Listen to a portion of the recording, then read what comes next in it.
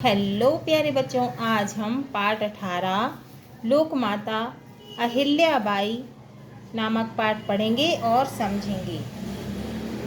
देश की महान आइए सीखें देश की महान नारियों का जीवन व्रत जानना। अहिल्याबाई कौन थी? हमारे देश की महान नारियों में से एक थी। तो ये है अहिल्याबाई। साहस, उदारता, परोपकार, दूरदर्शिता, बुद्धिमत्ता, शौर्य आदि गुणों के मूल्यों को ग्रहण करना। तो इस पाठ में क्या क्या है? इस पाठ में है साहस का परिचय है, उदारता का परिचय है, परोपकार माने दूसरों के ऊपर उपकार करना, उपकार करने की भावना का परिचय है, और महारानी की दूरदर्शिता का परिचय है। बुद्धिमत्ता माने बुद्धि से काम लिया था उन्होंने, तो बुद्धिमत्ता। शौर्य माने वो बहुत अधिक वीर थीं। आदि गुणों के मूल्यों को ग्रहण करना इस पाठ में बताया है। गद्यांशों का मुखर एवं मौन वाचन, शब्दों का शुद्ध उच्चारण, उपसर्ग, मुहावरों का वाक्यों में प्रयोग, लिंग परिवर्तन आदि है। तो हम पाठ शुरू करते हैं। भारत के उत्तर में केदारनाथ, बद्रीनाथ या गंगोत्री के मंदिर हों या दक्षिण में रामेश्वरम, पूर्व में जगन्नाथपुरी हो, चाहे पश्चिम में द्वारका और सोमनाथ मंदिर, इन तीर्थ स्थानों में कुछ बातें समान रूप से देखने को मिलती हैं। क्या देखने को मिलती हैं? वे हैं इंदौर की महारानी अहिल्याबाई द्वारा यात्रियों की सुविधा हेतु बनवाई गई। तो अहिल्याबाई ने यात्रियों की सुविधाओं के लिए ये चीज़ें बनवाई थी। क्या बनवाया था? धर्मशालाएं बनवाई थी, मंदिरों पर स्थापित किए गए कलश बनवाए थे, कुएं, बावड़ियाँ आदि। कुएं भी बनवाए थे उन्होंने और बावड़ियाँ भी बनवाई थी। अपने धार्मिक कार्यों से सारे भारत को राष्ट्रीय एकता के सूत्र में बांधने वाली अहिल्याबाई होलकर का जन्म औरंगाबाद जिले के चौंदी गांव में हुआ था। कहाँ पे हुआ था? औरंगाबाद जिले के चौंदी गांव में हुआ था। 29 वर्ष तक उन्होंने होलकर जैसे विशाल राज्य पर शासन किया। उनके समान बड़े बड़े दिग्गजों तो उनके सामने बड़े बड़े दिग्गजों के छक्के छूट जाते थे। दिग्गज माने महान, प्रकांड लोगों के जो हैं छक्के छूट जाते थे, मतलब वे डर जाते थे। उनके शासनकाल में प्रजा सुख, शांति और समृद्धि से भरपूर थी। लोग उन्हें लोकमाता कहते थे। तो लोग उन्हें क्या कहते थे? लोकमाता कहते थे। उनका जीवन संघर्षों और विपत्तियों से भरा रहा। महारानी अहिल्याबाई का विवाह मल्हार राव होलकर के पुत्र खांडेराव होलकर के साथ हुआ। किसके साथ हुआ था? मल्हार राव होलकर के पुत्र खांडेराव होलकर के साथ में हुआ था। गृह कार्य में दक्ष माने घर के कार्यों में वे निपुण थीं। अहिल्याबाई ने ससुराल में सभी का मन मोह लिया। उनके पति खांडेराव बड़े जिद्दी और अक्खड़ स्वभाव के थे। कैसे थे उनके पति? जिद्दी भी थे और अक्खड़ स्वभाव के थे। किंतु अहिल्याबाई ने अपने प्रेम व्यवहार से उनका स्वभाव परिवर्तित कर दिया, उनका स्वभाव बदल दिया। अब वे राजकाज में रुचि लेने लगे, उन्हें अच्छा लगने लगा राजकाज।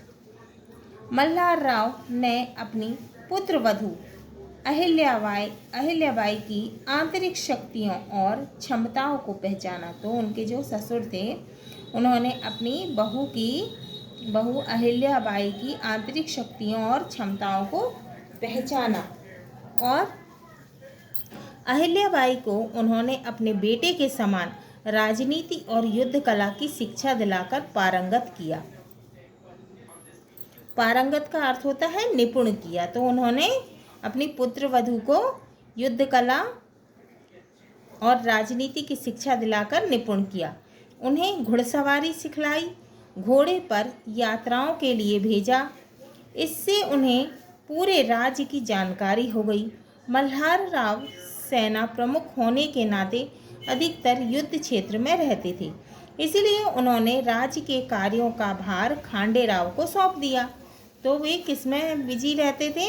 मल्हार राव सेना प्रमुख होने के नाते अधिकतर किसमें बिजी रहते थे? युद्ध क्षेत्र में बिजी रहते थे। और उन्होंने कार्यों का, अपने काम का जो भार था वो किसको सौंप रखा था? खांडे राव को। अब खांडे राव वीर व साहसी थे। वे अहिल्याबाई के साथ मिलकर सारा राजकाज संभालने लगे। अहिल्याबाई ने 2 संतानों को जन्म दिया। तो अहिल्याबाई ने 2 संतानों को जन्म दिया। उनके पुत्र का नाम मालेराव, पुत्र का क्या नाम था अहिल्याबाई के? मालेराव। और पुत्री का नाम मुक्ताबाई, पुत्री का नाम क्या था? मुक्ताबाई था। उस समय उत्तर भारत के राजा मराठों को वार्षिक कर देते थे। भरतपुर के राजा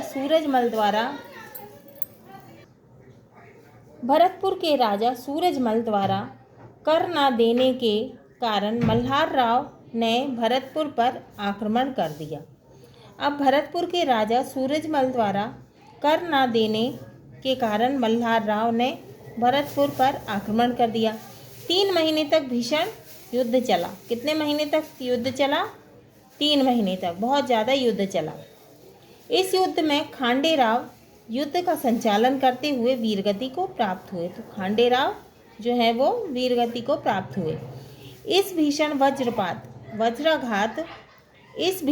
वज्राघात से आहत अहिल्याबाई के कंधों पर वृद्ध सास ससुर के साथ साथ होलकर राज्य का भार भी आ गया।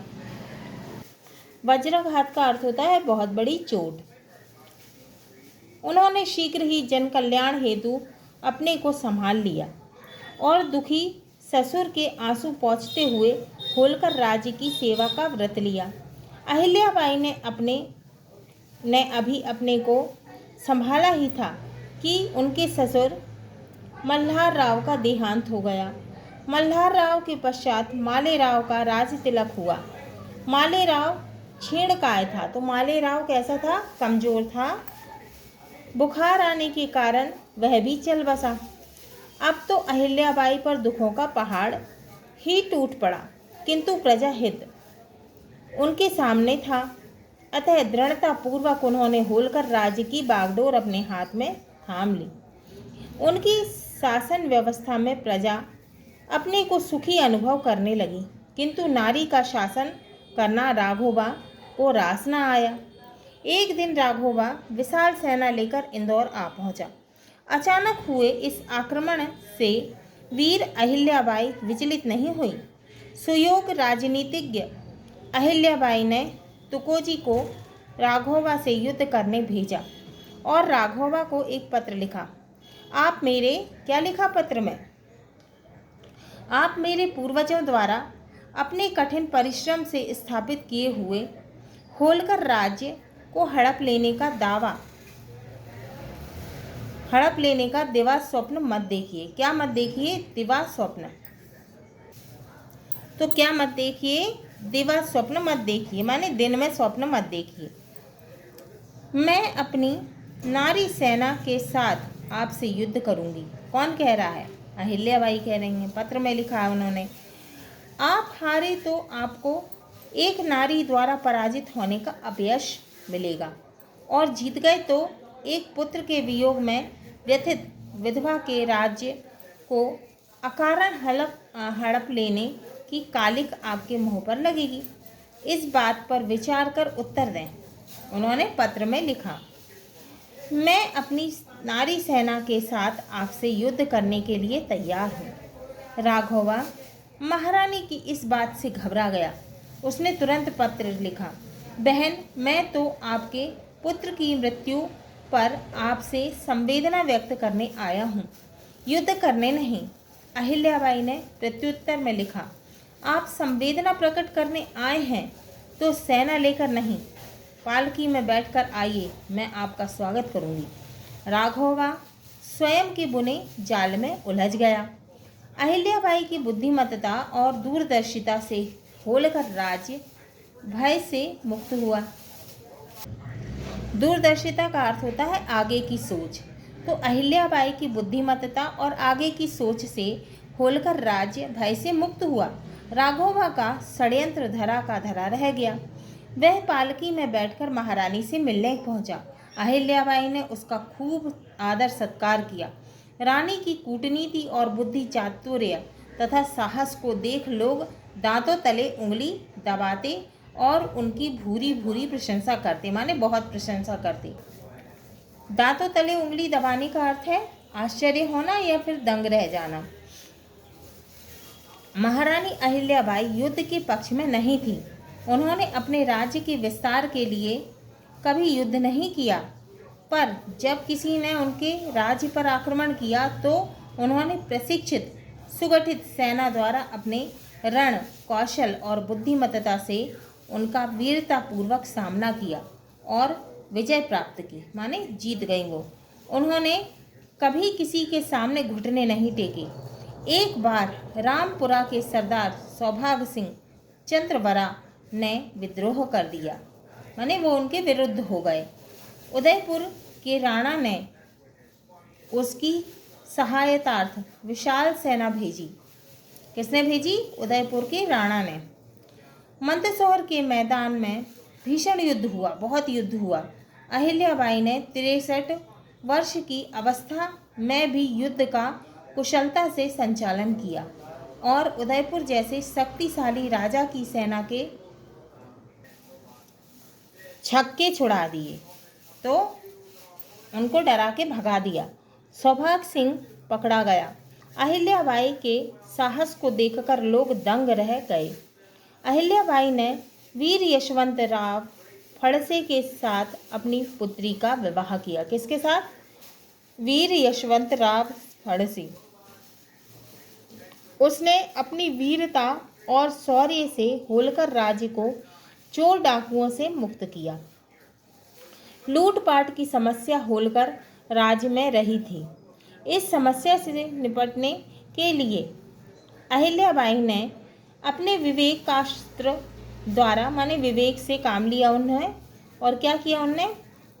भीलों के सरदार को ही यात्रियों की सुरक्षा का दायित्व भार दे दिया और नियम बनाया कि जिस इलाके के यात्रियों से लूटपाट होगी उसकी भरपाई वहाँ के लोग करेंगे। इस तरह इस समस्या से भी मुक्ति मिल गई और लूटपाट करने वाले सम्मानपूर्वक जीवन यापन करने लगे। यात्री निर्भय होकर राज्य में विचरण करने लगे। इस तरह जुझारू व्यक्तित्व की धनी रानी अहिल्याबाई ने अपने वाक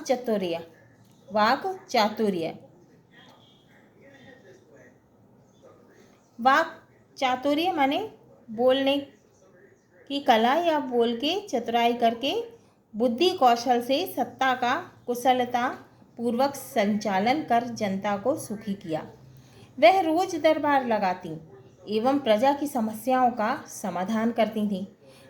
वीर गति पाने वाले सैनिकों एवं युद्ध में जाने वाले सैनिक परिवार की सारी व्यवस्था, तो क्या करती थी? जो लोग वीर गति को प्राप्त करते थे, जो सैनिक, उन सैनिकों के परिवार वालों की सारी व्यवस्था स्वयं करती थी।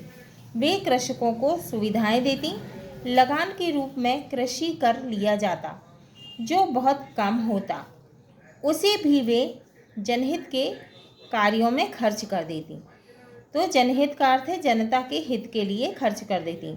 अन्य उद्योग धंधों को भी उन्होंने बढ़ावा दिया।